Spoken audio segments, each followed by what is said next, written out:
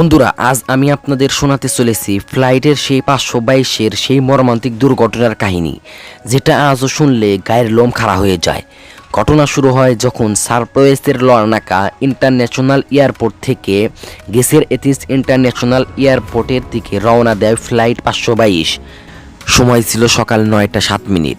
Plane তখন 115 জন যাত্রী এবং 6 জন কো মেম্বার মিলিয়ে মোট 121 জন ছিলেন।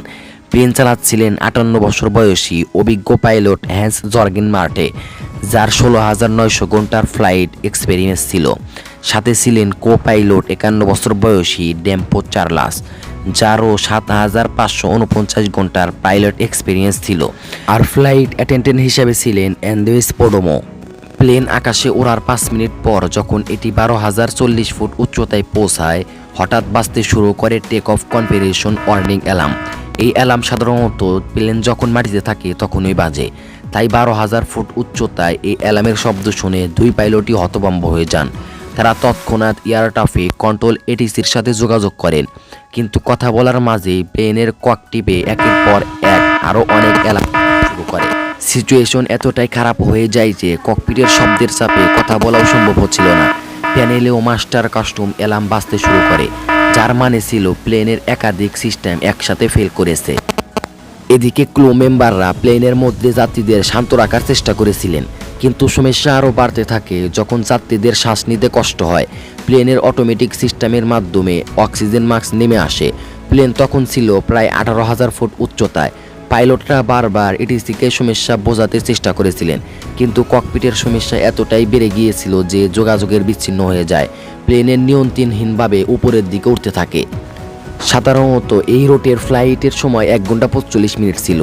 10টা 45 মিনিটে এথেন্সে পৌঁছানোর কথা ছিল, কিন্তু তখনও প্লেনের কোনো খোঁজ নেই। ফলে এটিসি চিন্তিত হয়ে পড়ে এবং অবিলম্বে F-16 ফাইটার জেট পাঠানো হয় প্লেনটি খুঁজে বের করার জন্য। কিছুক্ষণের মধ্যে ফাইটার জেট পাইলটরা প্লেনটি অবস্থান খুঁজে পান। তারা প্লেনের কাছাকাছি গিয়ে যা দেখেন তা তাদের পুরো স্তব্ধ করে দিয়েছিলেন। ককপিটে দেখেন কো পাইলটের সিটে কেউ বসে আছে, আর মেন পাইলট অচেতন অবস্থায় ঝুলে রয়েছেন। প্লেনের ভিতরে তাকিয়ে দেখা গেল যাত্রীরা নিশ্চল বসে আছেন, কেউ কোনো প্রতিক্রিয়া দেখাচ্ছেন না। ঠিক 11টা 49 মিনিটে ফাইটার জেটের পাইলট দেখতে পান যে একজন ব্যক্তি ককপিটের দিকে এগিয়ে যাচ্ছে।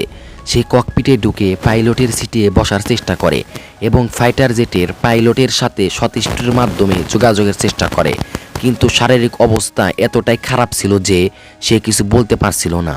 11টা 50 মিনিটে প্লেনের বাম দিকের ইঞ্জিন বন্ধ হয়ে যায়, আর প্লেন হঠাৎ বাঁ দিকে হেলে নিচে নামতে শুরু করে। ঠিক 12টায় ডান দিকের ইঞ্জিনও বন্ধ হয়ে যায় এবং প্লেন পুরোপুরি নিয়ন্ত্রণ হারিয়ে ফেলে। 12টা 4 মিনিটে প্লেন এথেন্স থেকে 40 কিলোমিটার দূরে গামোটোকো পাহাড়ের সঙ্গে ধাক্কা খায়, আর এই ভয়ানক দুর্ঘটনায় প্লেনে থাকা 121 জনের মৃত্যু হয়। বন্ধুরা, একবার কল্পনা করুন সেই মুহূর্তটা যখন ফাইটার জেট পাইলটরা তাদের চোখের সামনে একের পর এক প্রাণ নিভে যেতে দেখেছিলেন, অথচ কেউ কিছুই করতে পারছিলেন না। এই দুর্ঘটনার খবর চারদিকে আগুনের মতো ছড়িয়ে পড়ে। দ্রুত রেস্কিউ টিম পাঠানো হয়।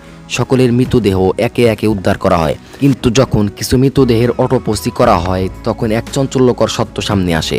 বেশিরভাগ যাত্রী ও পাইলট প্লেন ক্র্যাশ হওয়ার অনেক আগেই মারা গিয়েছিলেন।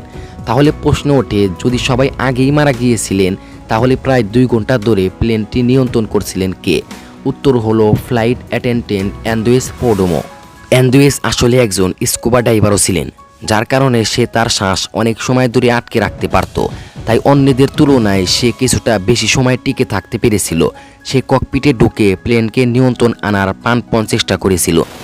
শেষ মুহূর্তে সে এটিসিকে মেসেজ পাঠানোর চেষ্টা করেছিল, বারবার বলেছিল মাই ডে মাই ডে।